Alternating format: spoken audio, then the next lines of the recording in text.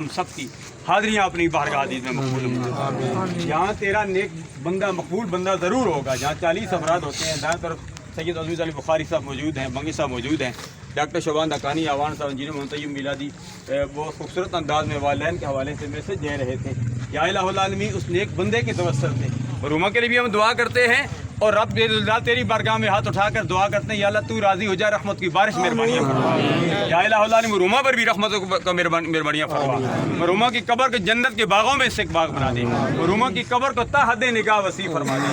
یا الہ العالمین مرحومہ کے پسماندگان کو، ان کے بیٹوں کو، ان کے نواسوں کو، تمام فیملی کو یہ صدمہ برداشت کرنے کی توفیق عطا فرما. الحمدللہ ان کے نواسے بھی سرکار صلی اللہ علیہ وسلم کے ناتخوان ہیں، زریاض آصف اور منم آصف. یا الہ العالمین سرکار عبد قرار ہمیں دنیا میں ہمیں بھی یہ توفیق دے کہ ہماری زبان پر ہر وقت قال الرسول ہو، تیرا ذکر ہو، تیرے پیارے حبیب صلی اللہ علیہ وسلم کا ذکر ہو. اور ابھی قبر میں بھی سوال ہوں گے، مر ربک ما دینک ما کنت تقول فی حق ھذا الرجل. یا الہ العالمین قبر میں جو سوال ہوں گے ان میں بھی آسانیاں مہربانیاں فرما دے.